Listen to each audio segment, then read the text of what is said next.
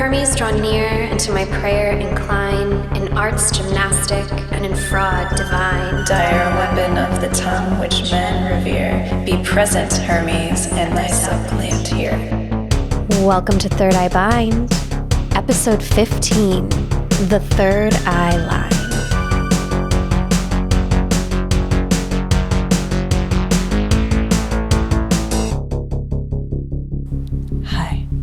I'm Laura. Hi, I'm Laura. And I'm Caitlin. And welcome to Third Eye Bind. This is our ASMR episode. Excuse me. Just open your eyes and there you go. Open your mouth and that's Turn getting sexual volume. now. Sorry. I don't know what that is. I don't know what it is. We're in a silly, goofy mood today. This is a fun podcast because we're fun so people. Fun. We're not like regular millennials. We're fun. cool We're cool millennials. But really, today's episode is fun because today is an all questions episode. We're going to answer your questions. Yeah, and you've submitted some really amazing ones, so I'm excited that we're going to dig into so many of them today.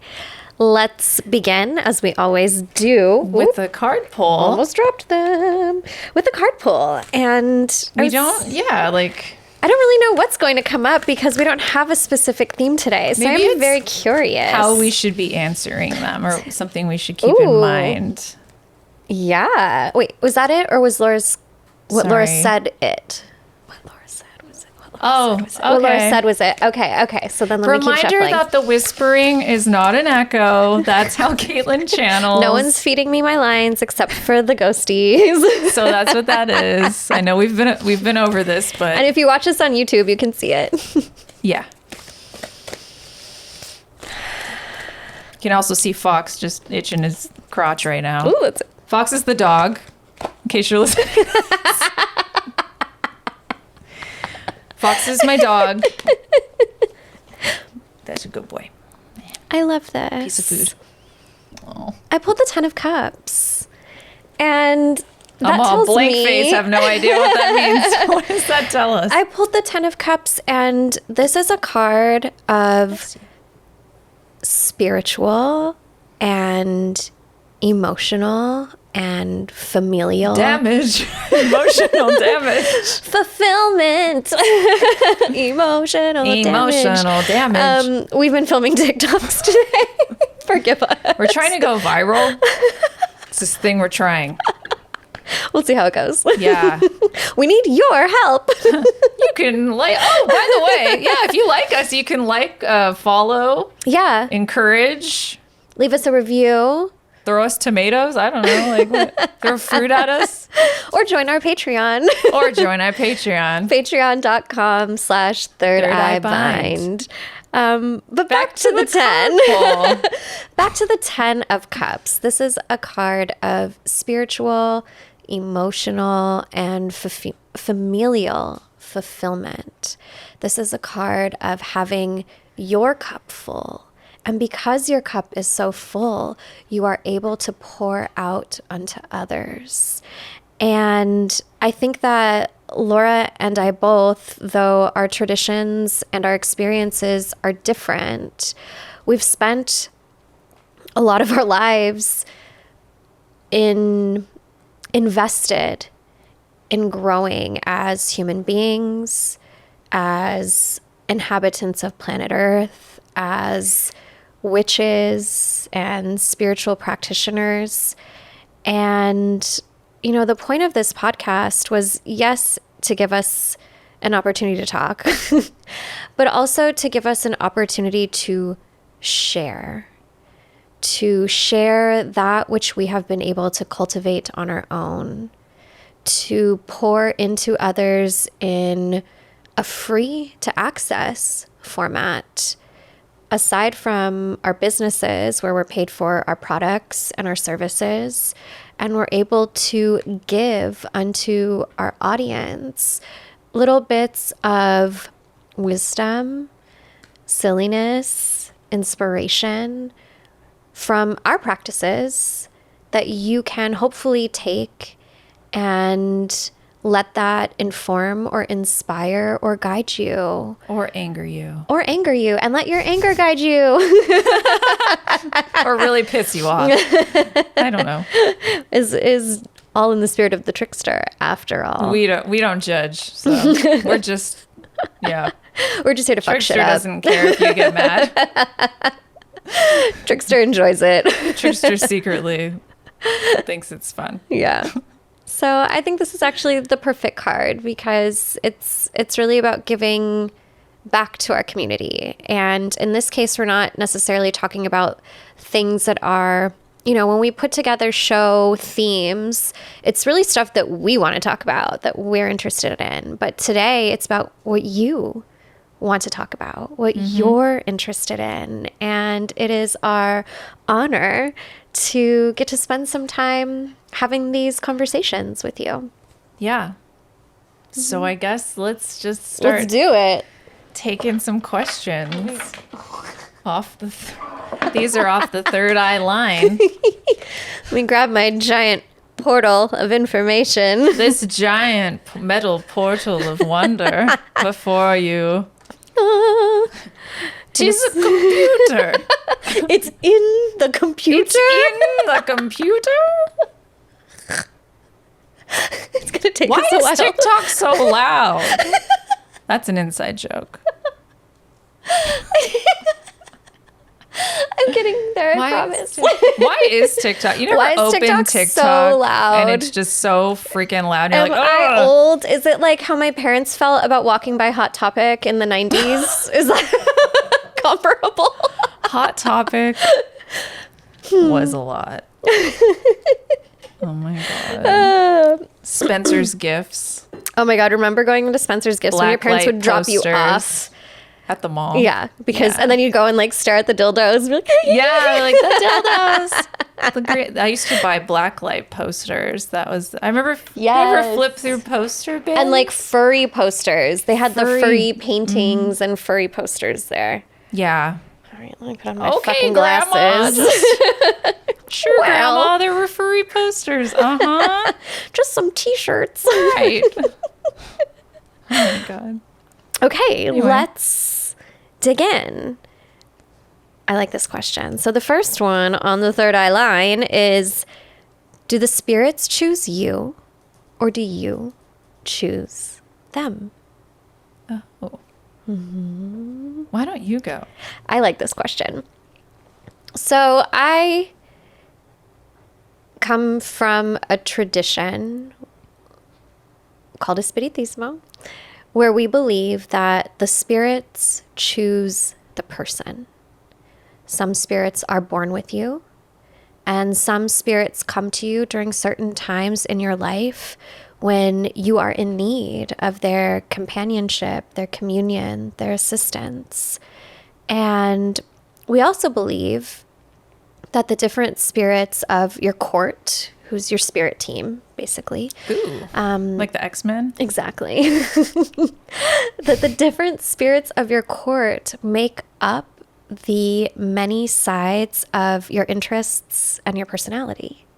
So if you're into witchy shit, you have a witch on your spiritual court. If you're into divination, you have some sort of diviner on your spiritual court. If you're into arts and crafts, you have a craftsperson on your spiritual You're court. into D&D, you have a D&D spirit. that You have a guides you. gamer of some sort on your court. Exactly. And they're also connected to our interests, but also our personality. It's like I had one guide who was very easily agitated.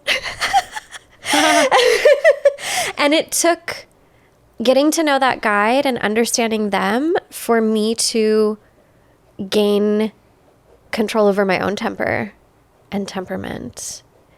And I don't know, it's kind of an interesting perspective, but that's always how I've come to understand it. What about you? I think I lean more on the side of they choose you for the simple fact of like, you're the human and they're the spirits.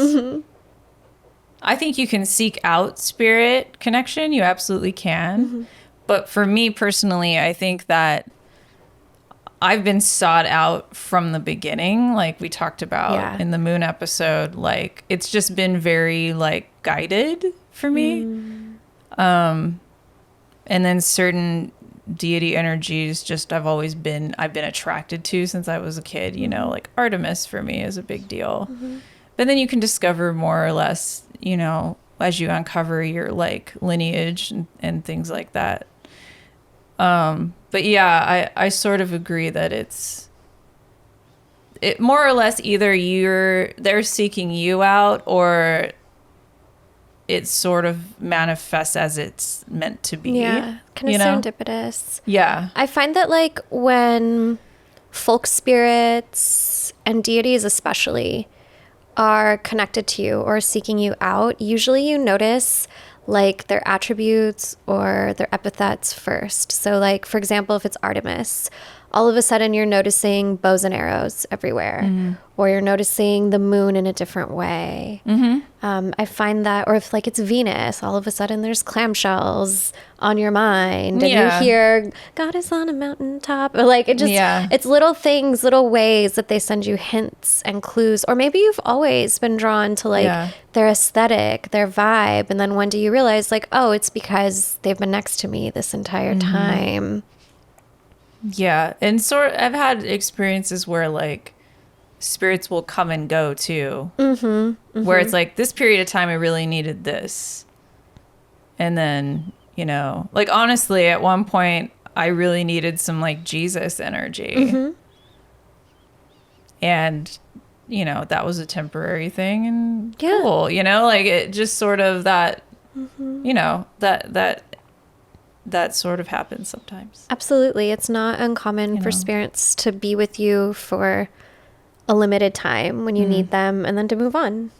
That's really interesting what you said about like the court and like getting to know them, and like we're going to do an episode on spirit guides, so we'll get more into that, but it's so, I find it fascinating how specific and detailed your relationships are, because mine are not like that, and it's really cool. It's fun to hear about. So we'll talk more about that, but I hope that sort of answered your question. Yes. And I also want to say, just like side note, I think for me, knowing that the spirits choose us rather than the other way around also keeps us from that slippery slope of inviting misappropriation and and also inviting energies that are not aligned for you, because what is a benevolent energy or entity for one person might fuck your shit up if they're not aligned with you, your lineage, your vibe, whatever. So that's a really good point. It's in our favor, it's to our benefit to form relationships with the spirits who choose us rather than seek out and make some mistakes. Now if you find out, you know, I'm going to totally make this up. Let's say like in your lineage, there's like a water horse spirit that's of folk nature. And like, you could seek that out, I think. Yeah. You know, but it's like, we're not saying, oh, if you go seek out like a Native American spirit and you're not Native American. Like there was this one white girl on TikTok who was talking about like, it's called chaos magic, by the way, when you just like randomly pick shit and throw it all together. And it was invented by a white dude in the 60s, and I can't remember his name. But there was this witch who was talking about like summoning Kali without having any sort of connection to Hinduism, and all of the people who actually speak like Hindi were like, the way you're spelling her name is actually like butt. Like you're not even spelling her name right. Really? So like, who are you summoning? The spirit of buttholes. Anyway, she like made her page private. It's kind of like in the 90s when people were getting like Chinese symbols tattooed on their bodies. Yeah. And they're like, this means love, but it means like crackhead or something. Don't do that. Don't get Chinese and Japanese things tattooed on you. Like that's just appropriative. We all have such beautiful cultures when you dig past. Cut to me getting my, I love Mike in Chinese. I'm like, no. No. Even, it's funny, Mike's, who his grandmother wrote my name in Chinese on a piece of paper. And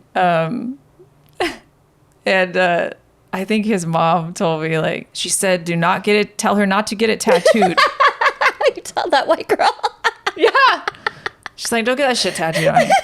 Also, in general, like, don't do that. It was really so funny. cute. Oh my God. Yeah. That's sweet. I know. I was like, I won't. But there needs to be a warning, okay? So Disclaimer. just don't.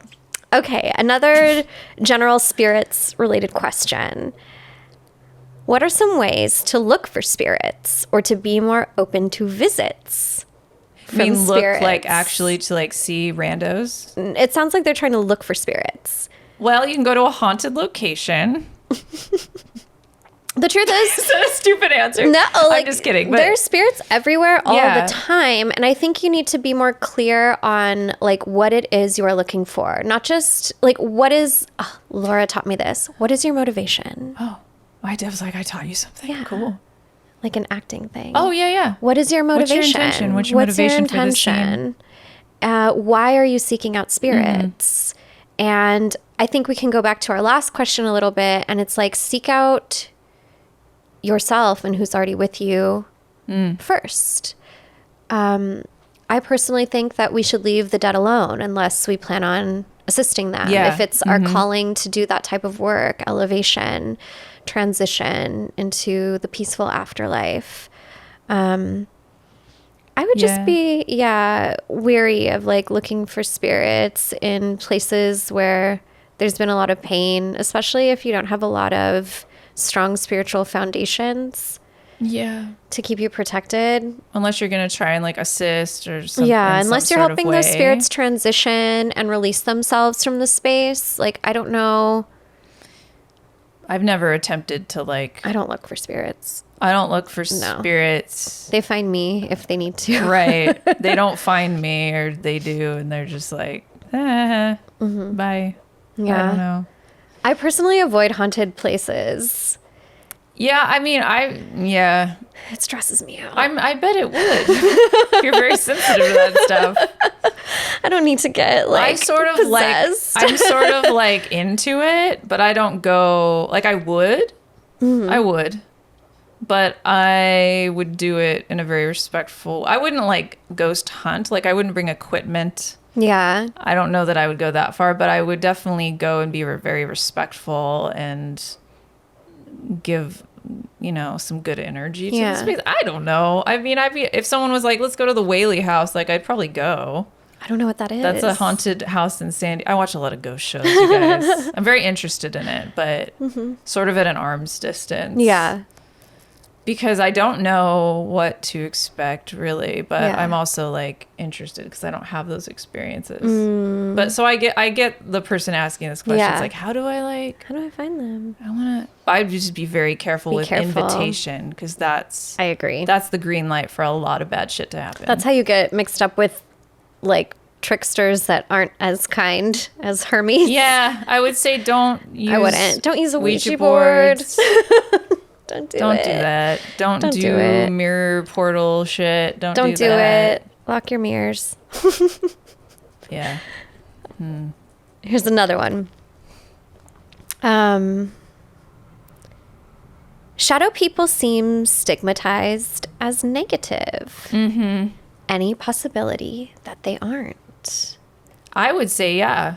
I would say that I've watched enough haunting shows to understand that shadow people are very common. And I think a lot of shadow people get labeled as demonic. I feel like a lot of, ghost shows they're making TV. They want things to be sensationalized. And I think a lot of the interaction that people have with spirit is misinterpreted as negative when in they're just trying to communicate or they're desperate and they just want your attention. I agree. So Yeah. I think shadow people, because shadows they're dark in color. They're black in color. So we associate things that are dark and shadowy to be evil, like black cats and things like that. So, or people sometimes. So White supremacy is steeped in everything. Again, like it's just sort of, puritanical. All this stuff gets seeped in, and I think with TV and stuff, just sort of having their own bibliography of definite definitions of what, you know, people are experiencing. Like, I think that's just been hammered into pop culture. So Yeah. I would say so. Do you have experience with I that? agree. I think I think everything you said is true. And I also think that depending on the type of medium you are, like, you might see most spirits as shadows. The shadow at the end of your bed could be your great grandmother. Right. Coming to watch over you while you sleep. A lot of angelic presences come through as shadows because their true forms are fucking terrifying. They say be not afraid for a reason. So I've noticed that a lot of angelic presences will come through as dark shadows. I've had a lot of really old spirits, like divine mother, ancient type of spirits come through in readings as just these columns of dark shadow. I've had really benevolent extraterrestrial spirits come through just as like pillars of shadow. And I think that you're absolutely right in that we've been conditioned by anti-blackness and white supremacy to associate anything that's too dark with negative and scary, and it's just incorrect. Does that mean it's impossible for a shadowy spirit to be malevolent? No, but like spirits are so much more than what you see. Spirits are so much more than what you see, and it takes discernment and practice to really understand like what type of entity that you're dealing with. But it's something that I teach in my class, Into the Veil, is that you cannot understand a spirit's intentions solely by their presentation, solely by their appearance. It's impossible. Just like it's impossible to know anything about a human who's living solely based on their appearance. Right. There's so many instances of like little children appearing that fucking evil. Yeah. I mean, your grandma at the end of the bed could be looking real nice, but you know, scary. Totally. Exactly. So yeah, I wouldn't judge a ghost by its appearance. By its cover. Aw, that's Cute. Cute. Cool. Cute. I love it. Yeah. Oh, this is a good question. How can we cleanse our home or space without using incense or smoke? A lot of different ways. There's so many ways. Sound comes to mind for me. I love using a bell. I love the bell. We use the bell at the beginning of our episodes before we start rolling. Should I ring it? Yeah. Ooh, I felt it. But it went all through. The vibrations of sound are cleansing. And I like that because it's another sense. It's not, when you light smoke, you get to smell it, right? But you don't get to hear it. You sort of feel smoke. But with sound, I can feel it and I can hear it. It hits different. So it sort of hits different. I like the way the sound like vibrates in the space. I feel like it like wakes us up a little bit, wakes up the spirits, and I love sound as a cleansing tool. Sound can come from you too. You can chant, you can sing, you can play an instrument. Absolutely. You could, pots and pans. I don't know what you're into, but it's pots and pans are a really good way to cleanse, especially if you feel like you have some low vibrational entities in your house. Banging on pots and pans, being like, get out. Yeah, get the fuck out. Yeah, it works. I've literally gone, get the fuck out. If you're not welcome, okay, so get the fuck out of my house. Like that's effective. It truly is effective. It sounds simple, but it can be simple. I think some of the most effective witchcraft is simple. Yeah. You mentioned cleansing walls with a broom, right? And hitting it with the... So you can use a broom. We keep a cinnamon broom over the door, and then I have another one hanging that I'll take down, and I will sweep the house without touching the floor kind of like scooping up the air with the broom from the back to the front, and I'll sweep it out the front door. And I make sure to get the corners of the doorways as well. And then for banging the walls, we actually use herb bundles or tree branches. And tree branches, that was it. And bonus points if it's a tree that grows on your property or a tree that you have some sort of relationship with. And you can do it just the branches themselves, banging them on the walls, or you can put together some sort of blessed water with, whether it's just water that you say prayers over, you can add a little salt, you can add some Florida water or any other spiritual cologne that you enjoy working with, and dip the branches into that and bang on the walls. It also works on yourself too. It's one of my favorite ways to cleanse myself and my kids. White flowers work as well, like a bouquet of white flowers. And that's usually the cheapest bouquet at the supermarket too, like the white flowers. Right. Sound, water, sweeping, brooms, besoms, you know, that sort of, if you have a broom that is like your magical broom, that's what brooms are for. Absolutely. So many witchy spirits carry a broom. Yeah, look at what like your deities carry and sort of maybe like adapt. That's kind of interesting. I know there was an old Scottish tradition where you'd wrap like, they used shit they fucking could find, right? Yes. It was like the end of a broom with like cloths wrapped around, and then they would shake it in the air and yell. I like that. I mean, really. Effective. Yeah, absolutely. I have a spirit guide who like comes when we work together. She'll like go to my client and I'll explain what's happening visually to my client. And one of the things that she'll do for them is like sweep. She'll sweep their house. She'll sweep around them. She'll sweep under their bed. So the broom is a really powerful tool. What else? I also like selenite. I'm a big fan of selenite. Crystals. Yeah. Crystals. But there's got to be, for me and crystals, they're always sort of around. But then if it's like cleansing time, if like there needs to be some sort of activation of like, okay, now we're gonna cleanse, you know, like I feel like for me, they need a little more like, you can't just leave them there and be like clean. Yeah, no, you have to be use charged, it. or they need to be cleansed. Yeah. Or whatever. For me, I keep the selenite ones like in the windowsill so that the sun is always charging them. And like those crystals are charged specifically for cleansing. Like that's their job. There's things, there's different places to put different sorts. There's all kinds of combinations and depending on what you need. Also, mopping. Yeah. A good floor wash is an incredible way to cleanse your space. And it can really be as simple as praying over the water.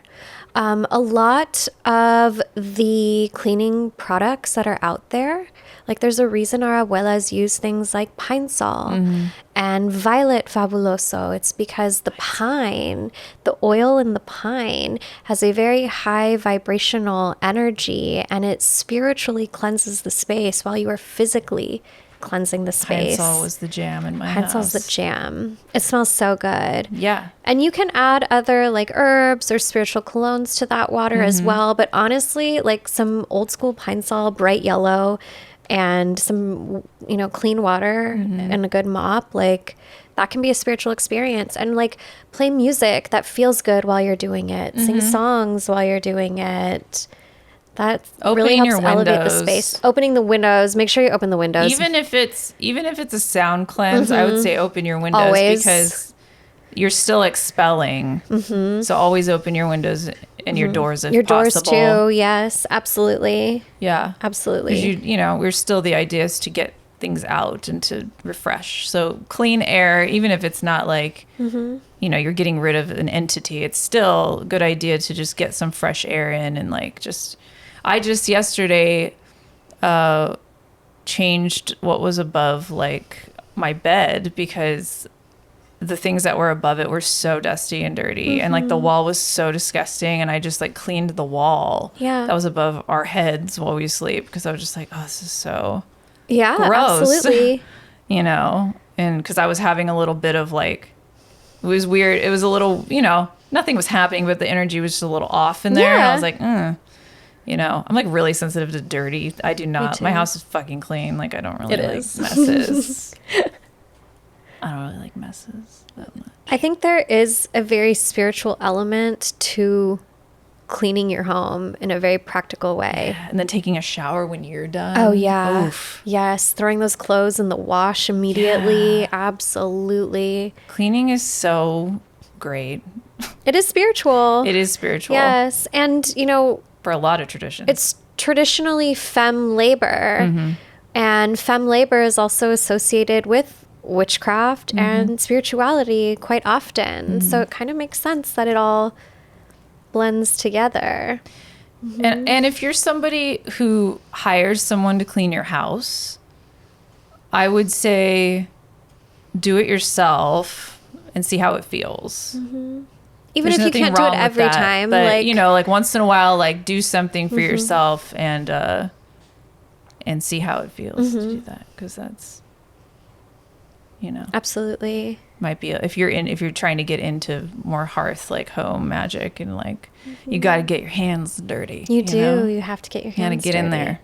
That's part of it. So. Mm-hmm. Yeah, clean those toilets. Okay. Clean those toilets. Oh, and shut the toilet lids. Apparently, shut the toilet lids.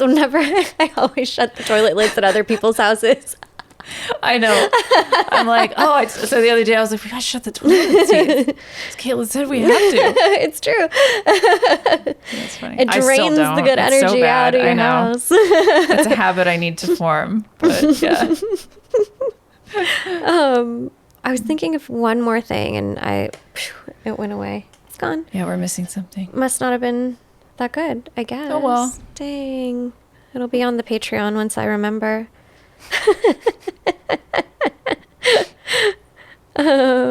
Okay. How can we share witchcraft and spirituality with our babies and children? I like this question. I'm actually, by the time this airs, I'll have a class available on demand for this exact thing. It's called Mothercraft. But the short of it is, do your practice out in the open. There are certain things I don't do in front of my kids. Like I don't channel for other people in front of my kids because other people's spirits, like I can't, they're, what's the word I'm looking for? Like, I just don't know, I never know. They're unfamiliar. Exactly. I don't know what's going on in other people's houses, right? Until I get to know their spirits. But most of my altar is in the dining room. Most of my spiritual practice happens in our living space. And when children learn by observation and by mimicking. And when we allow ourselves to practice out in the open, eventually they want to pretend. They want to do it too.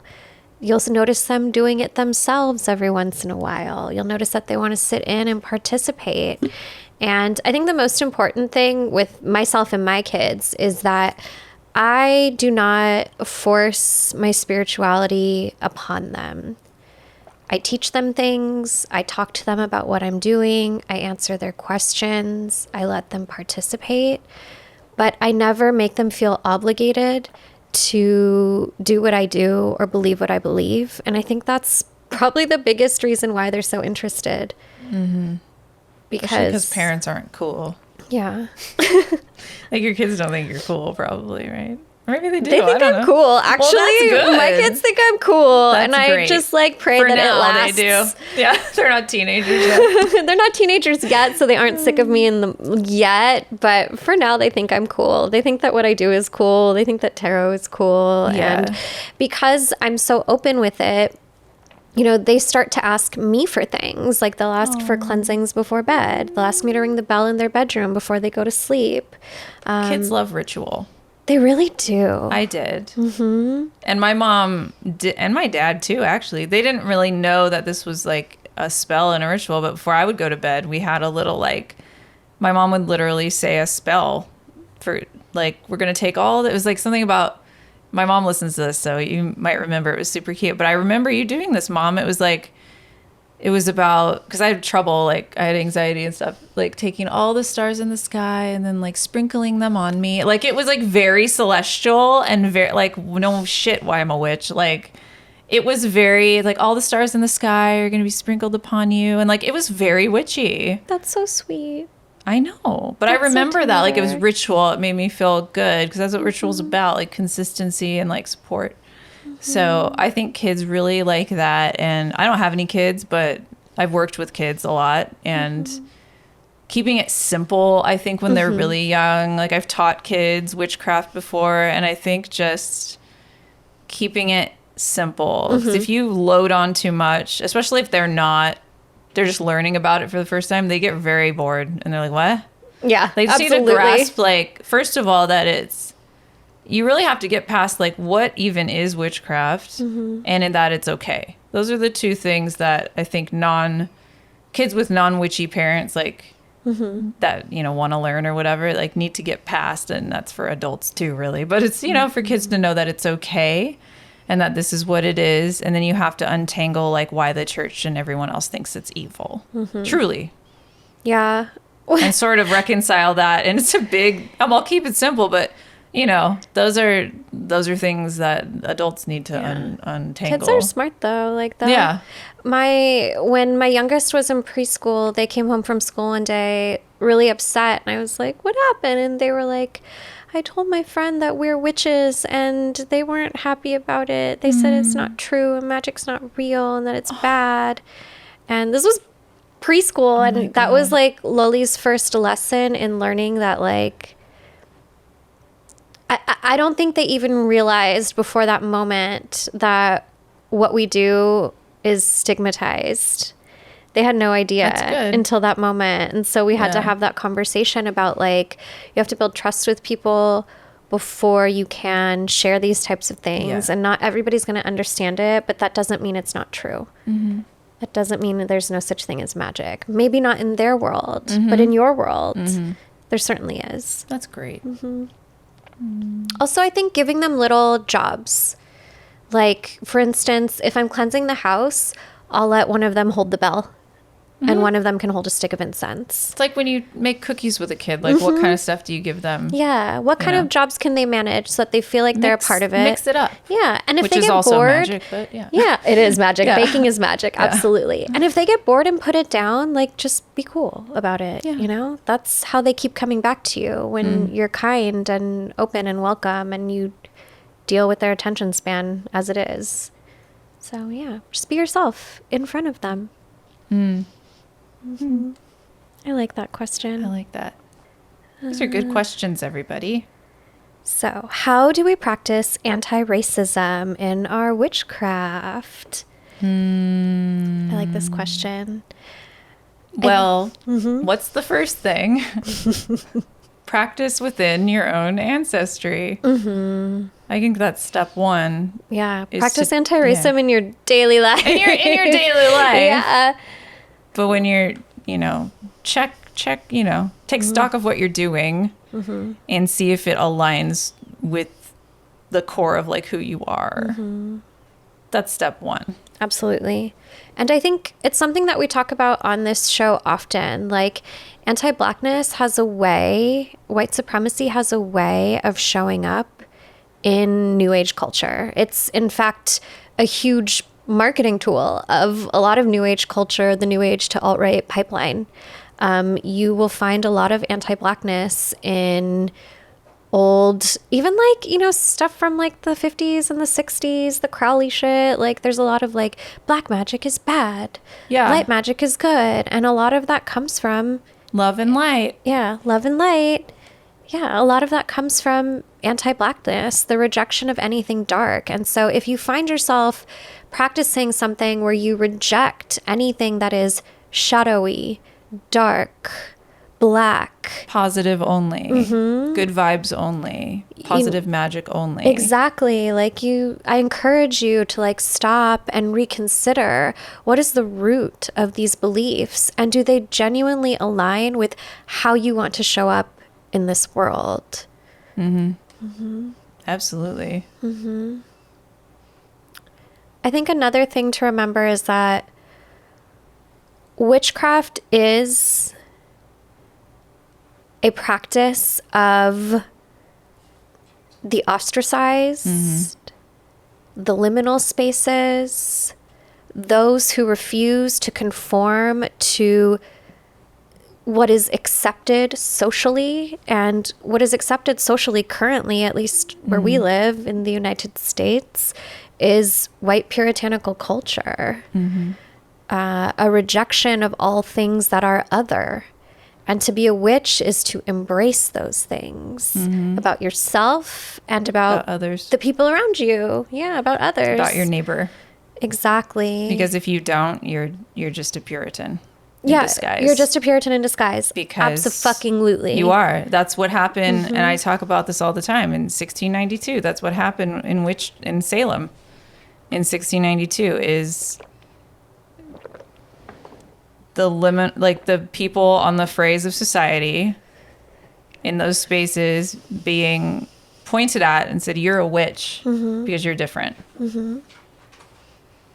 So I'd say for people practicing today to remember that when you're judging other people in and out of witchcraft, when you're voting, when you're, you know, when you're reading headlines that are sensationalized and like you're thinking about racism in this country, or think about that. I mean, I'm saying if you're a witch, you need to remember that because and like live your life accordingly. Yeah, it's just like how don't do you be engage? an asshole. Don't be an asshole. And like what are you complacent with? What are you tolerant of? And does that align with being a person who is of the other? Yeah. Like, do you tolerate shit that your family members or your boyfriend say that are out of alignment with who you think you are as a witch? And remember that, like, tolerating that kind of shitty behavior is saying that it's okay. Just because you're not the one doing it doesn't excuse it. And I think to be a witch is not necessarily to call those things out, because I do think call out culture has gotten kind of weird. Yeah. But to make it clear that, like, you're not going to go there and you're not going to stand by and let it happen. Call it out within your own friends and family. Exactly. I think we call that a call in. Call it in. Don't them in. Don't post it on social media. You don't need to post it on social need media. to do that. There's too much of that, and there's not enough of actual face-to-face conversations. Like, hey, Grandpa, that's racist. Yeah, exactly. Straight up. Like, that's where change will actually happen. You're not going to change anybody's mind nowadays by hate comments and trying to cancel people and like. You have to sit down and have difficult conversations. Especially if you have a lot of privilege. Like, you have to be brave and use that outward privilege to your advantage. You know? I talked about this a little bit before. That's the thing that white people need to do. That's the hurdle that people don't, the effort that people don't want to put forward a lot of the time, I find, is like, they don't want to have those conversations. No. But that's our job because we have that privilege and we need to do that because that's how you change other white people's minds is to talk to other white people. And like, it might not always work, but at least they know that you know. And you have to try. That you won't put up with it. Exactly. You have to at least try. It's the art of communication and it's hard, but that's... And you're going to mess up. Yeah. But you have to try. But you have to try because there's people that are so like in need of help that's what you have to do. You have to practice that anti-racism beyond just the spells that you cast in the ways that you behave in the world around you. And that's fucking witchy shit. And that's witchy shit. That is honestly. witchy shit. That's witchy shit.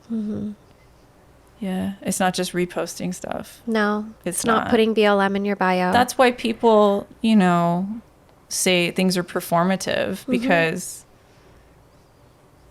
and you might also be like reposting things is fine, but it's not just that. It can't end there. It doesn't end there. It's like you need to be having these conversations, and when you see something, say something. And when I say see something, I mean in your real life, see something. Real life meaning not on social media, because social media is not real life. No.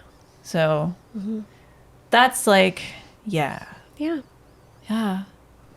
Yeah. That was a good question. We answered that, yeah. I think so. How do you balance being a business witch and a parent witch? Oh. This one's for me. It is. My friend, I do not know. That's a great question. I would like to know too. It is a constant, I am the Two of Pentacles, constantly juggling. I am Temperance, pouring from one cup to the other. And I've gotten to a point in my life where, because I don't have a day job anymore, like my spiritual practice is my full-time gig, I am in a position where I can prioritize my children always. And I have a relationship with my spirits in that, like, I know I'll be taken care of. Like, my spiritual purpose right now is to be a mother. And I know I have to make money to survive in late stage capitalism, so I have to keep working. But I find that I flourish the most when I lean into my role as parent, when I show up for my kids as they need me. And it's a lot of work. I'm going to cry. It's a lot of work, like, yeah, it is. unlearning that internalized capitalism. Because even though I don't work a day job where I have a boss who's on my ass all of the time, like, I'm on my ass all of the time. I think I should be working or answering emails or creating content instead of paying attention to my kids. And it's just like it's not true. And we don't all have this luxury, right? But I think every chance that you get to prioritize your kids, like, take it, because, like, one day they'll be grown. And I'm always thinking about, like, how are they going to look back on this time with me? And I want it, I'm not perfect. I fuck up all the time, but I apologize a lot, which is more than a lot of parents do. Apologize. Yeah. Especially in Latino families. An apology from a mother. My mom apologizes. My mom's a cycle breaker. But I guess, I'm still figuring it out minute by minute, day by day, how to balance it. I can't say that I have figured out how to balance it. It is a balancing act. Yeah, I think it's like I would imagine it would be a juggling act. Spinning plates. Spinning plates. All day long. That's how I feel, and I don't have kids. Yeah. I have furry kids. So cute. Yeah, I mean, I'm not even trying to answer this question, but, like, just, I can only imagine because I feel like in my head I'm just like blah, blah, blah, blah, blah, blah, already. And then to add, like, kids on top of that, I don't know that I could do that. Humans who need you for everything. I think my best advice is to, like, give yourself some grace. Yeah. Like, know that you're not going to be perfect at it, because nobody's perfect at anything. Do your best and know that your best is going to look different every single day. And that your kids value time with you, even if it's just sitting with them while watching Steven Universe. You can't be the craft mom, the Pinterest mom every minute of every day. It's not possible. And those moms don't have it all together either. No, they're probably busy, editing their kids, photoshopping their kids, and their kids are probably like, can we just play now? Pay attention to us. Exactly. There's a balance I'm sure they have to deal with too, where it's like, okay, I got to put down the phone and, like, I mean, I don't know, again, but you're right though. Like, your kids value the time that you give to them. So every chance that you can, like, give them your attention. As a kid who remembers the times when, like, I'd watch movies with my mom or, like, whatever, like, yeah. My mom worked so much. So most of our time together, like, she was laying on the couch and we were watching her favorite movies. And honestly, those are some of my favorite memories and also favorite movies. Yeah, straight up. That's so true. Yeah. So just, like, be kind to yourself. Give yourself some grace and just keep doing your best, and know that your children value the time you spend with them, no matter what you're doing, even if it's just resting. Yeah. Let's see what else we have.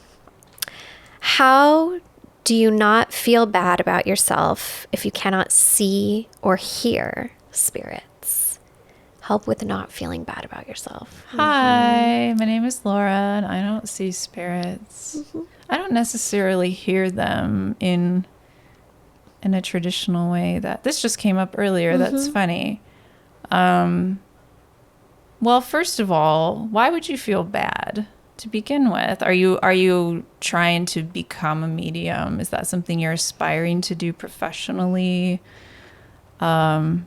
If not, then why do you feel bad? I don't think that there's no one way to see or feel spirits. There's feeling, there's intuition. That's the main conduit I have for yeah. Sometimes that's more powerful. There, look, again, like pop culture and movies have really sensationalized, I would assume, what mediumship looks like or feels like. And that's not at all the case from what I've heard and researched about mediums. Like, it's all different. There's a medium who I was watching and talks about how he doesn't actually see the spirits. They just, like, he sees symbols in his head, like just symbols, but he knows what those symbols mean. Like, if it's a birthday, he'll see like a cake, and it's always the same cake. So it's like the series of like pictures. So everybody cool. Sort of, isn't that interesting? Yeah. So there's like different, it's not like it's like the ghost of Christmas past is fucking in front of you all of a sudden. Like, I think that's what we all sort of expect it to be like. And that does happen to people. But I don't think there's any reason to feel badly because you don't see in a traditional way, because it's a little bit blown out of proportion anyway, I think. I was laughing because I have 22 tattooed on my wrist because I've seen this number everywhere since I was a kid. And it's not even like the 222 thing. It's not like angel number shit, because tattoos are really popular right now. It's like 22. And it's funny because this last week, ever since I got it tattooed, I've been seeing it more, and I feel like it's just my spirits being like, like very like, she gets it. Like literally, and I'll just be like, are you fucking kidding me? Like, it's not even like yesterday it'll be like a car will pull in front of me and they'll have a 22 sticker on the back of their car that has no meaning.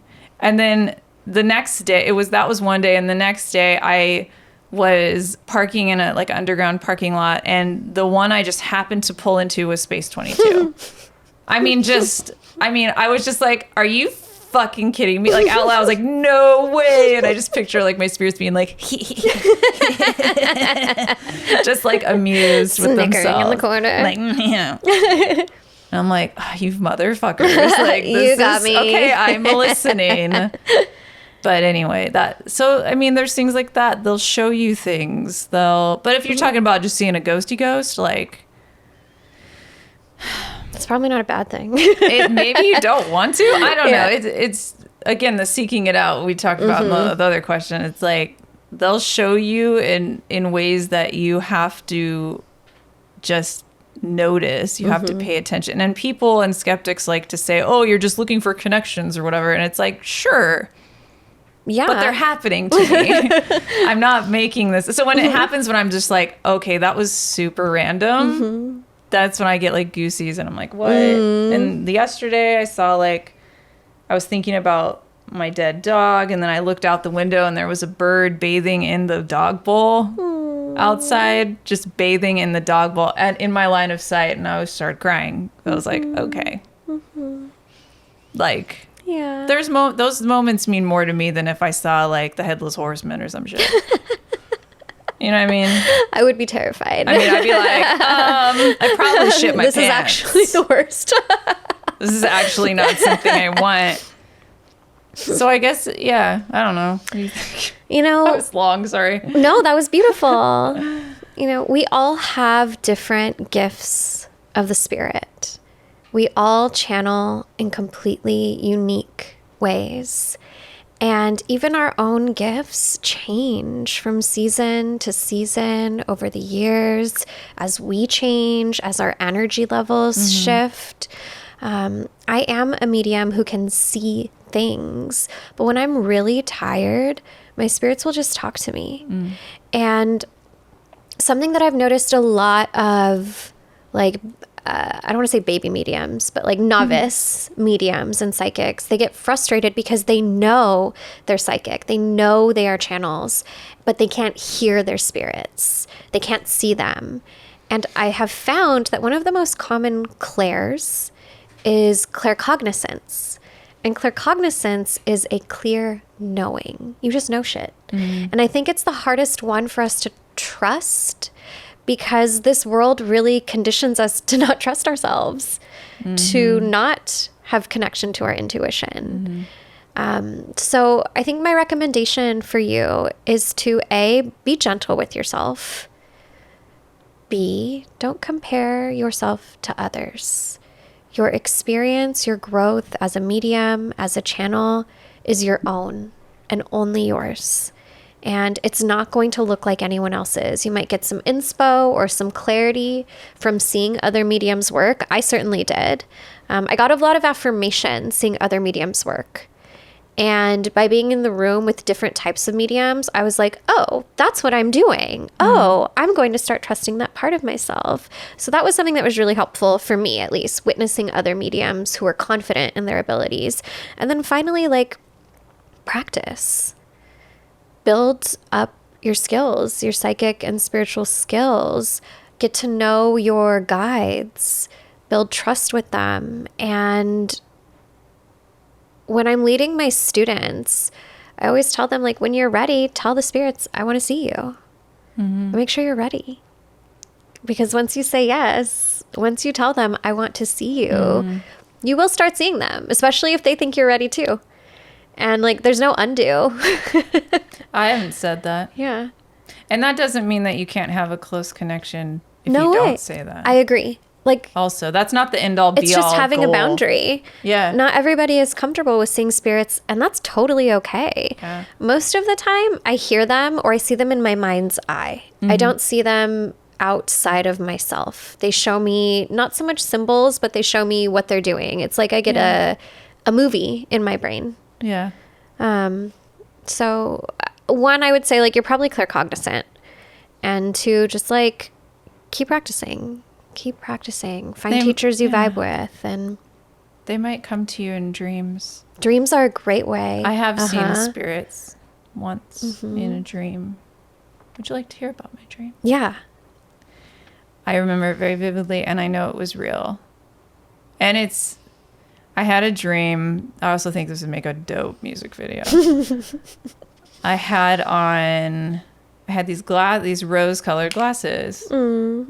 And I was in my grandmother's house, and nothing was in there when I was just looking around. But I put on these glasses, and there were people doing things, Portuguese things, Portuguese.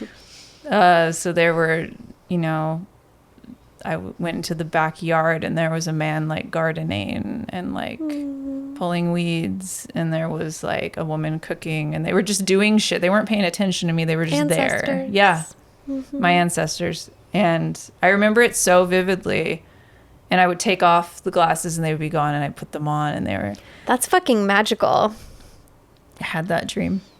Oh, this Once. gave me a little light bulb. If you want to cultivate your clairvoyance, another thing that can be helpful for you are, like, guided meditations. Ooh, yeah. Specifically ones that are about communing with spirits. I've found that to be very, very helpful for a lot of my students, leading them on these. Them? I do. I offer them these, like, guided trance journeys where I take you to the realm of the spirits. And the more often you do it, the stronger that muscle becomes, because your psychic gifts really are a muscle. And you know, just because you don't sink the ball in the hoop the first time you play doesn't mean that you can't practice and get to the point where, you know, you're shooting from the 3-point line. I am not an I should do that athlete, more. but that's the shit that's coming out right now. And it's so Like funny the ball to me. went in the hole. The golf Swish. ball went swish. 5 million points. But like you don't have to start by knowing. You get there. You can get yourself You have to there. practice like everything else, right? Like I haven't Exactly. practiced a lot, so I don't expect I practiced in other ways, but not like mediumship. Specifically. But if I yeah. did, I'd probably be dope at it. Like who knows? Yeah. That's just not something I'm interested in currently. But so. you know what you do practice at? Like What? art and design. Yeah. And that's like literally your flourishing business. So Yeah. it's exactly what we're saying. Like, Yeah. and that's a channel. Here's the thing. Yes. Mediumship isn't necessarily That's true. spirits, you know, like, they're doing it now. It doesn't necessarily have to be Hello. spirits speaking coming through in? you or spirits showing you images. You can channel by writing stories. You can channel by creating art, Yes. Whether it's performance art or fine art, digital art, music. Oh God! If you're a musician, if you're You an are a actor, channel. if you're an actor, you are a literal Absolutely. Absolutely. So there's so many different ways your spiritual and psychic gifts can come through. It's so much bigger than just seeing Right. them. And yeah. And sometimes that's your career, and sometimes that's your like. I'm a creatrix. I'm a creator. I've always been I was a performing. I'm just a creative person. So that's how I like to live my life. You know. Yeah. I don't consider, I mean, I'm a good teacher, but like, you're a great teacher. You're a, you know, an occult specialist. Like that's how you channel in a more traditional sense. And like, Yeah. that's cool too. Like, it's all good. We all have different gifts of the spirit. We all have different gifts. I liked that question. Yeah. Uh, These are good. sorry, this one's funny. It's what's the difference between ravens and crows? Okay, here's the only thing I know is that ravens have floofy feathers right here and crows have smooth ones. And ravens sound like this. Rah. And crows sound like this. Ah, ah.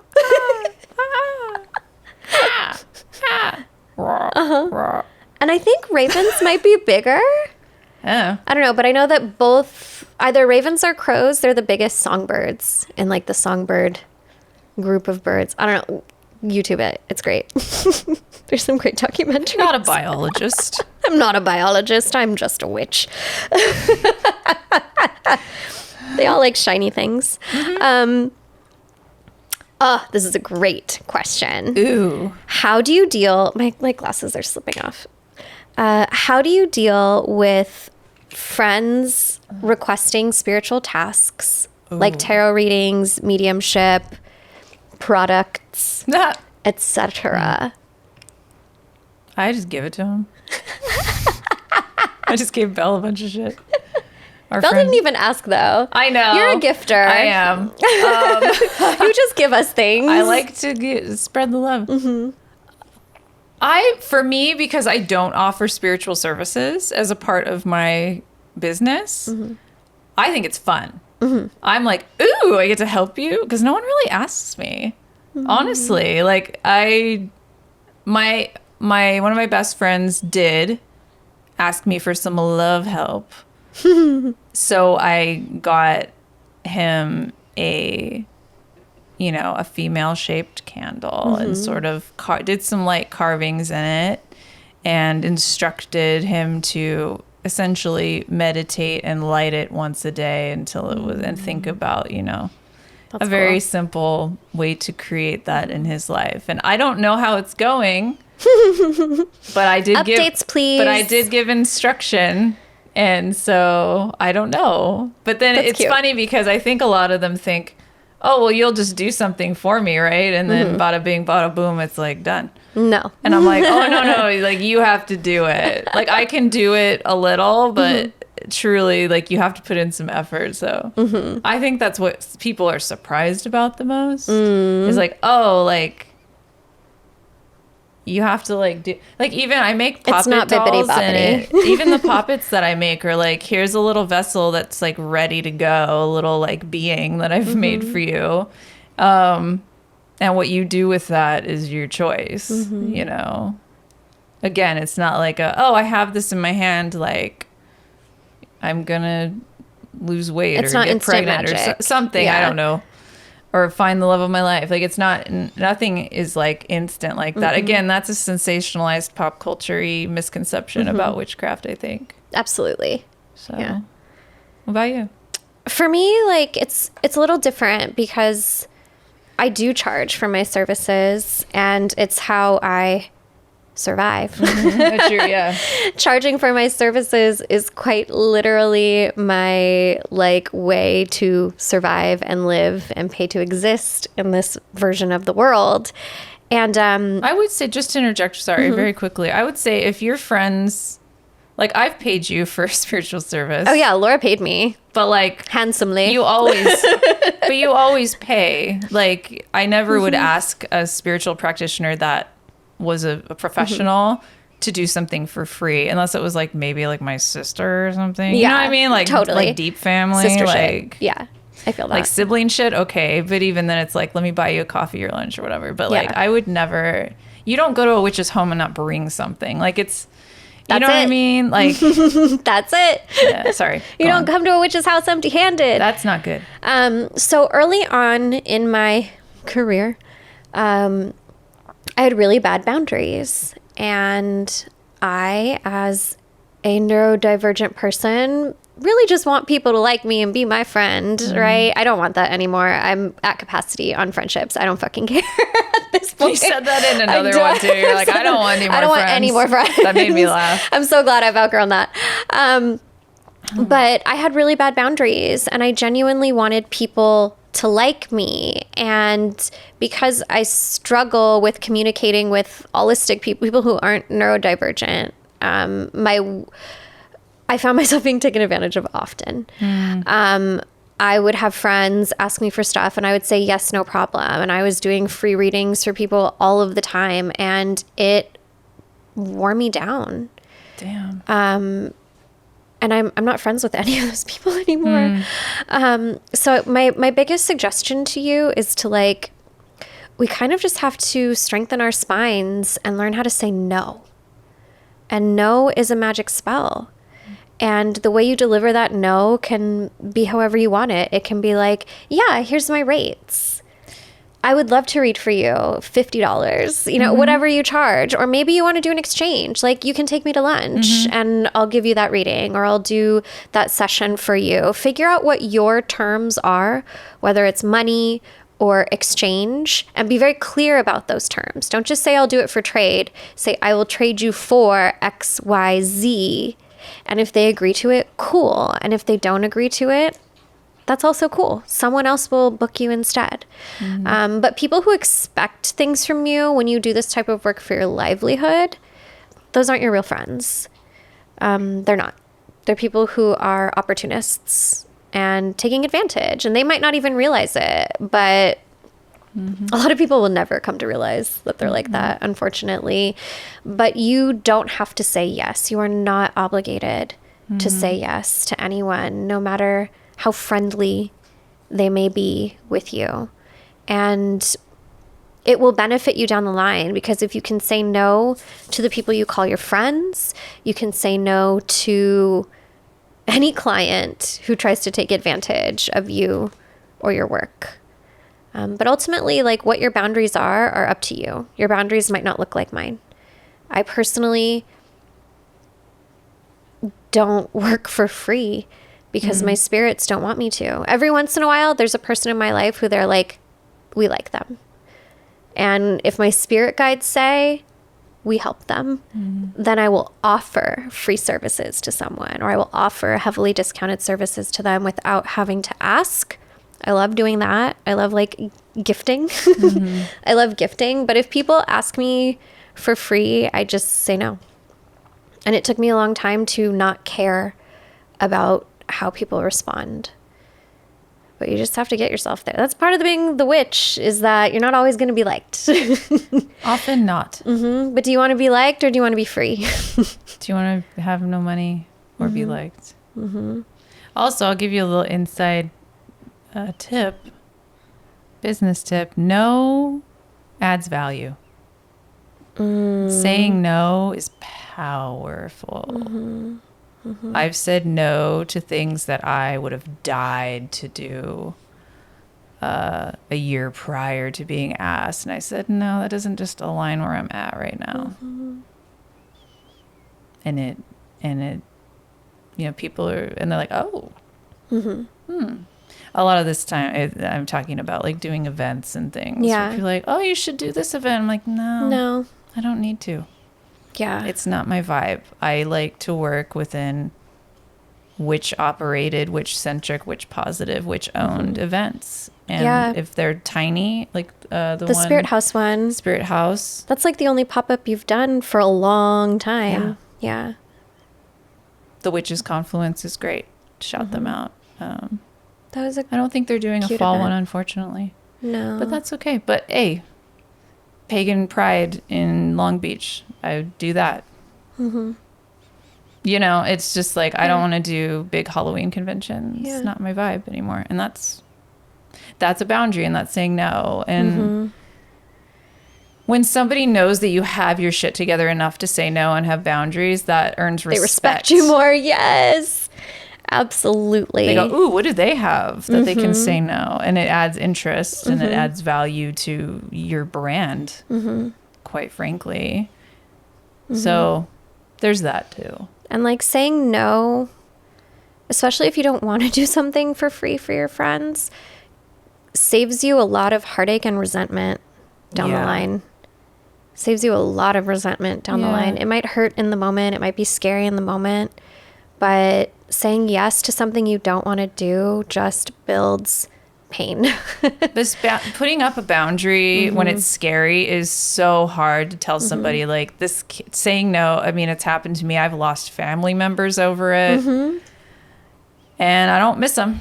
You know, I'm like, oh well, I put up that very reasonable boundary, and you acted a fool. So now I know Exactly. because a lot of people only like people that will operate within their little sphere of like, this is my world and you're in it.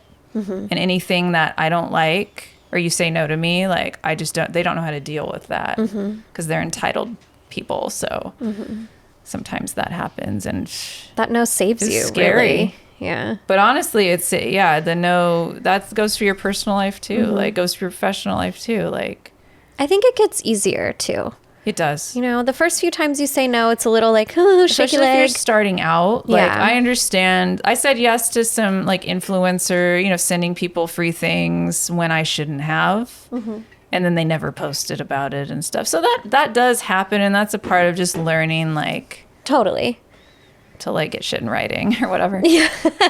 But you know, it's, being very clear about the bounds, and just knowing that saying no, even early on, can add a bit of like definition to your brand and to your values when you're figuring them out as a business owner, you know? Yeah, absolutely. And like, if you're pursuing spiritual or witchy paths to bring in money, like, make it on your terms. Don't compromise yourself, because we can work a regular day job and compromise ourselves all day long. Honestly, it's less work.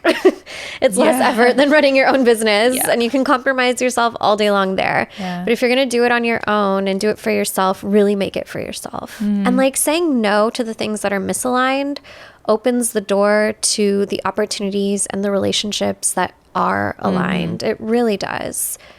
Even if it seems like a big loss, and you're like, oh, but I could have been a part of that. It's like, nah. Better off. Let me tell you, truly, like, doors close for a reason. Sometimes you're the one to close them, baby. And like, that is A-okay. Absolutely. In the long run, other things will open because you chose to define yourself based on your terms. Makes you a stronger witch, for sure. That was a great question. That's a really good question. Any advice for finding deities, folk spirits, or higher powers in your practice? I mean, we kind of like talked about this a little bit earlier. A little bit. Ancestry.com. Sponsor us. 23andMe. Literally. Get that DNA, baby, Yeah. and see what's Figure out where you're happening from. there. Talk to the elders that are still alive. If you're able to. Talk to your grandparents, ask them the stories they know about where they're from, where your families are from, where their parents were from, and start to dig deep into the past. And you'll find that as you go on your ancestral journey, that the spirits just kind of start showing up. Yeah. And it's usually clues. You get little They're clues. louder. And you can buy some books and read. I love folk tales. But fairy tales, folklore is a great way. You're going to have to, if it depends on what ancestry you have, but there's more information for some, less for others. It just sort of depends. But you just need to kind of pick up some puzzle pieces and be like, okay, what is this? The serpent in this folk tale why did that come about? And then maybe there's another connection to why podcasts or some great there's a podcast called Lore that is a great folklore podcast. It's not a witch podcast, but it's just a folklore podcast that I found really interesting tidbits in. There's so many great folklore podcasts out Yeah. there, like all over the world. Like I've found Korean folklore, a bunch of African folklore, South American folklore, North American indigenous folklore. Like you can find a podcast for anything You can now. find, we live in an age where we have everything at our fingertips. There is really no excuse for not giving that a go. If you have access to the internet, you can do it. You can find them. You can go on a genealogy journey and people do that. Hire a genealogist to get really detailed. That I would love to do that. Me too. I want to do that one day. Get really detailed about where your ancestors ended up first in the US and what I found out. I have Appalachia, me too, Germanic Appalachian ancestry, I've been spending a lot of time. So now I'm researching Appalachia Me mountain too. shit. Really? That's so all weird. I've been focusing on Oh my lately. gosh. Okay, because my mom's dad is Romani. He's Italian, Southern Italian Romani. Yeah. And when they came from Italy to the United States in 1891, they settled in Appalachia, West Virginia specifically. Yeah. And I'm realizing as I'm doing my research, so many of the folksy old wives' tales types of things that we've always done in our house, those all came from him. Those all came from Appalachia. Wow, that's so yeah, and that's a very mixed I think area. that's why I'm afraid of cryptids too. Dude. I don't fuck with nightfall. We don't go into caves. We don't go into caves. The cave systems around there. You don't look in the wild. trees. You look forward. And that's why, when I hear sounds at night, I shut the windows. I shut the blinds. It's not for me. I'm let me peeky at you. But yeah, there's a lot of. Oh, it's so interesting. That's so cool. Aw. Neighbors. Boop. Yeah. So that's there's little tidbits and things and there's really there's a fun. way. If there's a will, there's a way. And there's things that are gonna pop up that you immediately resonate with. Absolutely. You're that's why I'm a sea witch. My ancestors are from islands. That's why you're a sea witch. Almost all of them ish. So it's very obvious, oh, okay. That makes sense. That tracks already. So you'll connect dots that already exist, and then you'll find different. And again, you have to use your discernment and your intuition to because you can't be I gotta learn all this shit. It's things will pop out at you and be oh, I need to go down that rabbit hole. It's when you watch a bunch of YouTube and you go down rabbit holes. Yes. It sort of feels like that, yeah, right? and you click and you click. You click and you click and you find your own journey. It's a scavenger hunt, and that's part of the fun. Yes, it's a scavenger hunt. I think that folks really want to immediately know, and the spirits want us to learn. Yeah. They want us to learn. They want us to go on the journey. especially because so many of us in the United States specifically have been so far removed from culture, from ancestral culture. Like for the spirits, to them, it's important for us to go on the journey of discovery and learning and exploring so You're that we can thinking about recover. them more. They're getting more attention. They're getting your attention. A lot of time that's what they want. You know, they're getting, it's just like, imagine if you were a spirit and like your great grand person like didn't know anything about you, but you were like, just like, hey, I'm here. Yes, read the book. Go do the thing. Yeah, 22. Yeah, woo. Yeah. woo, yeah, woo. Like they'll just like cheerlead you on in like They will. weird fucking ways. Give you clues. Like, hello? Ring, ring? Yeah. Caitlin will hear like an owl screeching or some shit. Like Literally. it's a demon owl outside. Truly, though, like you see certain animals all of the time. And then Yeah. you start doing research around that animal specifically. And then you get into the folklore And then of you'll that shut animal. your window like, no. It's a no for me. C word. But like truly, like if you have certain animals that show up repeatedly, start digging into the folklore behind those Yes. animals, because you'll find that usually they're connected to some sort of spirit, and it's different for everybody's ancestry, like what that spirit is. So, you know, like an owl could be Santísima Muerte, an owl could be Hecate. It just depends on where you're from, who you are and where you're from. That's a good one. That was good. Solid advice from us. Solid. What does it mean to have two separate dreams simultaneously? What? Whoa. That's never. Whoa. Oh, I see what you mean. That has happened to me. I don't know. Okay, so something I learned, I took this like 4-week course called Dreamscapes Academy, hosted by Sonia Estelle and Tara Burke. And they still do classes year round. It's like a seasonal offering. And something that I learned about dreams is that you kind of just vibe with them. Like what you remember, just sit with that. Write it down. Start documenting the places that you see. Draw it. Write notes about it. And as you move through your awake life, you'll start to find meaning behind what you see in your asleep life. Sometimes you are astral traveling. Sometimes you are in different versions of yourself, because like everything everywhere all at once. Like this is just one iteration of you.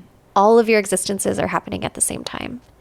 And sometimes your dreams take you to those different existences. If you're having two different dreams at the same time, it's very possible that like you're kind of splitting between two different incarnations of yourself and experiencing both of those lives at the same time. It's totally possible. And maybe you're like, I don't know if this is true. Maybe you're experiencing like a bunch of shit all at once if you're like having some like overwhelming feelings in your day life. Oh, and yeah. You're feeling like stressed. And, Things like, get all like jumbled in your dreams. Yeah, I know I have like Totally. stress dreams. Yeah, absolutely. Sometimes it could be stress. I don't know. It could absolutely be stress. You know. I think that But was... you know, like if it's a significant, like the glasses dream I was telling you about earlier, like I know that's significant. Yes. It was not just, I mean, that's too cool for me to just like, I have some weird fucking dreams though that I think that was the greatest weird. gift of that class, is that like there wasn't so much the pressure to interpret our dreams as there was to just like experience them. Yeah. And what you remember, and share what you remember. And like that's fucking cool. Sometimes that can be enough. Yeah. Do you have any advice for identifying spirit guides? Yeah, ask them their name. Right? People are always so surprised when I say that. Ask them their name and then believe them. Because here's the thing. Right. I'm going to tell one of my favorite stories that if you've worked with me, you've heard this a few times. One of the first guides that I started communing with actually was a spirit that I used to play with when I was a kid. And when I asked her her name, she said Jane. And I was like, that's not your name. You're like, that's a basic ass. That's not your name. And she was like, okay, I guess I'm gone. And so she stopped talking to me for a little while because she was like, if you don't want to know, you don't want to know. And then later what I found out was like, it wasn't actually Jane. It was Jaén, which is Jaen. And it's a region in Spain. Oh. And I didn't know the name of that region. So how could I know that name? So she gave me a name that she knew I could identify, Right. and then sent me on the scavenger hunt to find the real name. So like, ask them their name and trust the first name that comes to your mind. It doesn't matter if it's fucking Doug or Jim or Joe. It's Doug. But once you have a name, start using it, and then you'll build relationship, and then you'll start going on the scavenger hunt, and then you'll start getting the hints of like, oh, this is who you really are. Yeah. Because our guides have also lived many, many different lifetimes, just like we have. So you're really only experiencing one incarnation of them at a time. They could have many names. That's true. Mm-hmm. That's cool. It kind of hurts my head when I think about it. I know. I was like, And you can ask your guides that stuff too. Like, what have your other lifetimes been? What other incarnations have you had? And they'll talk to you about that stuff. And like, I think that bibliomancy is a really great tool for this type of stuff. Open a book and what name comes to you. ooh, book divination is underrated. Majorly underrated. I think that reading. What's the thing with a bunch of words and we can read? We just like bloop, bloop, bloop. Exactly. And Do that with the folklore books of your ancestry. That's fun. That's a good one. Or even just like reading in itself, especially if you're reading from a paper book. That's opening up a portal. And because you're so engaged with the words, your mind isn't distracted by everything else going on in your life, and then you start hearing things, noticing things, knowing it's like things. a trance-like state. It when is I a read. trance, absolutely. You're activating your imagination, and you're just like taking yourself on a journey. Absolutely. And Yeah. And your imagination is like your most powerful spiritual tool. You can do anything you want with your imagination. you can. You can do anything. I've done weird things. Yes. Absolutely. And Done people are very like, weird am I just things. imagining it or is it real? And it's like, well, both. Yeah. Yeah. Both can be true. Yeah. Okay. Do you have any advice for navigating the ups and downs of a spiritual awakening? Be kind to yourself. Oh, I just went through one of those.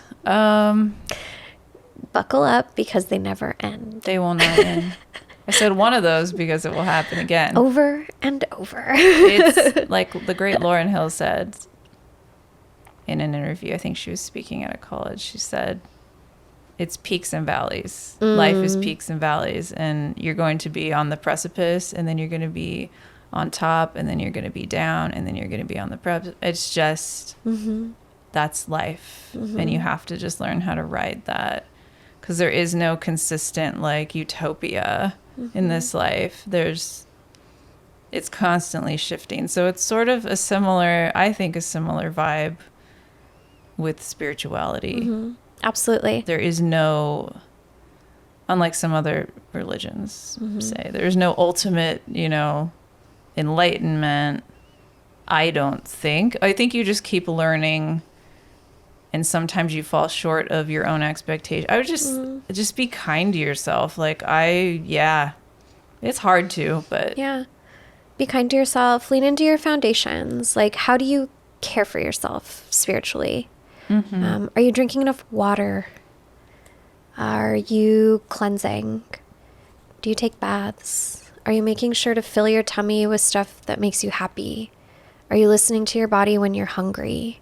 I'm all checking my, no, maybe. I think, not really. Like, honestly, the most basic things when it comes to caring for your human vessel are the most important ways to support yourself during spiritual awakening, because this is a fucking mess during that time. Yeah. So, like, make sure you're full. If you have access, make sure you're full. Make sure you're hydrated. Soak your feet. take naps when you can. Go to, go night-night. Go night-night? Tell me your parent without telling me your parent. Go night-night? Yeah, like, go night-night when you're ready. Like, don't push it. You're going to be tired. You are going to be tired. Mentally. Say no to things. Say no to things. Mm-hmm. Also, covering your head can be really helpful, especially if you're going out in public, whether it's with a scarf, a baseball cap, a cute bucket hat. Like, find your headgear of choice. I use noise-canceling headphones. Absolutely. Noise-canceling headphones are so good. But find a way to cover your head, because that can help with a lot of the overstimulation that you will experience when you're out in public. Yeah. Yeah. Yeah. And I think if and know that, especially if you're someone who's been very like positive, magic only, love and light for so long, and you're finally opening yourself up to realizing that magic is also darkness and gray and shifts, and you have to face the ugly sides of yourself and also love them. Shadow work. You'll feel like crap. You'll feel like a crappy person, and it'll feel weird, but you have to understand that we are all those things. We are all light and dark and in betweens. And why love and light is so fucking toxic to me is because it just completely ignores that, and it expects you to be this unattainably perfect, like, spiritual beacon of bullshit, which is not realistic and isn't available to everyone to access all the time. Quite frankly. This is reminding me of that meme. It's like it's like your first spiritual awakening starter pack, and it's like tarot cards, crystals, like a cute book or some shit, and then it's like spiritual awakening advanced pack, and it's like a cigarette, coffee, a weighted blanket. Oh my god, yeah, I'm there. No, really. That's literally where we're at. It's like the Jewel and caffeine. It's the Jewel and caffeine. It's all betterhelp.com. It's Therapy. all open. Into the veil. Into the veil.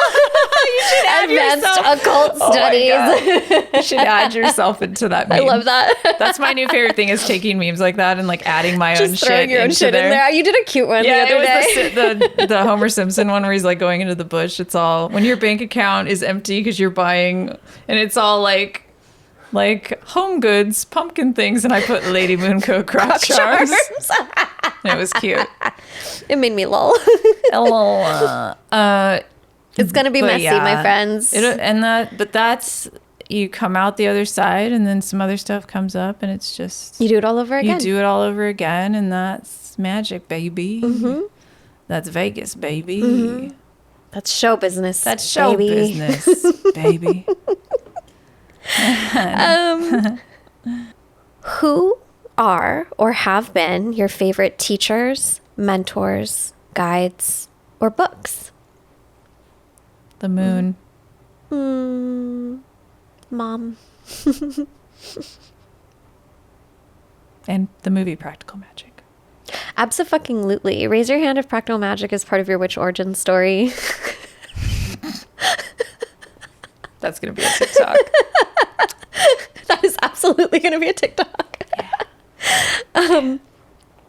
So some of my favorite teachers. That's it for me, honestly. That's it. And You've myself. been reading a lot of Azor's. Well, no, I have been. I mean, yes. Yeah, and I would say. You read some cool books. I do. You do. And the book that we both read that started this podcast. Yes, Trickster Makes the World Go Round. You read like cool poetry too. Yeah. Like spooky stuff. I'm a poet. I like it. So for me, I'm really fortunate in that my grandfather has been a huge influence over my spiritual practice. Shout out abuelo. And my mentor, Tanya Martinez, who, don't contact her. Leave her alone. She's a family friend, so she doesn't really have an open practice. That's great.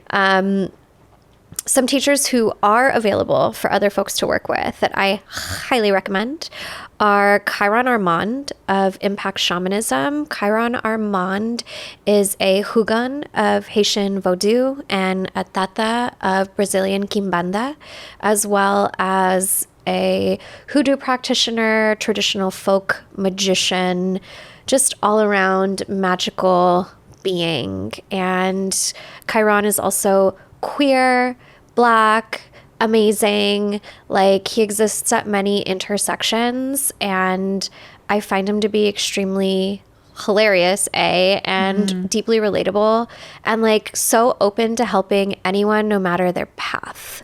So check him out at impactshamanism.com. And then Erika Buenaflor has been an incredible guide for me when it comes to connecting with my Mexica indigeneity and curanderismo.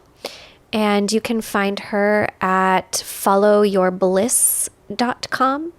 Erika Buenaflor has readings, mentorships, classes, workshops. She's actually, both of them have written amazing books as well. Chiron Armand has written multiple books. Deliverance is about protection. He has a book about cleansing. He's got quite a few books. And then Erika has some incredible books about Mexica and Maya and culture, spirituality, and curanderismo. One of my favorites is Powers of the Sun and Moon. But you can find a ton of them. And then some other books that have been influential for me are, you know what? No, that's it. I was gonna name. You know what? No, that's it. I'm kidding. So there's another one that I think is really helpful for folks, especially if you're into like finding deities, finding spirits, following the trails, and it's called An Encyclopedia of Spirits by Judica Elias. And it's just like this, it's literally an encyclopedia of spirits from all over the world. That's cool. And it's not perfect, right? Because she's one person who's writing about cultures from all over the globe, and they're not all her own, but it's fucking awesome. It is a fucking incredible resource because she has spirits listed in there that like you cannot find anywhere else, and that will help you. That's dope. And she lists like where they're from, who they come from, and it's not just like Greece. Like, she'll go into the actual people. That's great. Who immigrated to Greece, and that's where it came from, all over the world. Like, that is an incredible resource. Like, 10 out of 10. Yeah. Recommend. And yeah, those are my favorite. Right. Oh, a few tarot authors I can recommend to you. Rachel Pollack. Bakara Winters has a really funny but fucking awesome book called What the Fuck is Tarot? And like, she relates the court cards to reality TV people, and it's just like really funny. It's a great way to like get into tarot. That's funny. Mary Greer, Asia Dasher of the Spirit House Collective. Just being in community with her really helped me to be comfortable with calling myself a medium in public. Mary Gracie is another great medium, psychic developer. Helen von Wunderheed, if you're into the Akashic Records, she's someone who can help you as well. And yeah, I think I shouted out everyone who's important. Great. I love naming the teachers. Yeah, find them all. They're all amazing. I will do a Patreon post with all their info as well. We'll get them. For sure. So, do we want to do spirit candy today? Spirit candy. Channeled messages from our spirit guides. I'm good. I'm full. I'm full. Here, I have a shorty that I'll share. Okay. You cannot have what you do not ask for out loud from the people or person you want it from. Your voice is your most powerful tool with the living as well as with the spirit. So speak up for what you need, for what you want. Yeah. Truly. We'll keep everything out of the, within. I don't know. I don't like to keep shit inside. No. So it helps with keep things calm and not tumultuous to just speak your truth and like, you can go to the altar and like say what you need. Yeah. Cry about it, yell, scream, sing. Yeah. But say it. so that your spirits have some direction. Because we have a lot of different thoughts going through our mind all the time. But when you say it out loud what you want, they're like, okay, let's get to work. Yeah, honestly. Yeah. I liked that. Well, thank you for tuning into our extra long question episode. I know, that was a great This was extra long good. question episode. That's good that it was extra long. Yeah. We didn't even get to all of them, We didn't get to all of right? your questions, but in the next few episodes, we can answer a few more for sure. Great. Well, thanks for listening to Third Eye Bind. Be sure to leave us your questions on the Third Eye line. We'll see you next week. Bye-bye. Bye. Thank you so much for listening. You can follow the podcast at Third Eye Bind Pod on Instagram. There, submit your questions via the Third Eye line by sending us a voice message or text DM. The show is available wherever you listen to podcasts and for you to watch on YouTube. Get early access to episodes and even monthly one-on-one sessions with us by joining our Patreon. Find us at patreon.com/thirdeyebind. Third Eye Bind is produced and edited by Mike Realm. Hosted by Caitlin Grania and Laura Wong. Music by Mike Realm. Set design by Laura Wong. You can find Laura on Instagram at Lady Moon Co. And you can find Caitlin on Instagram at Spirit Garden Tarot.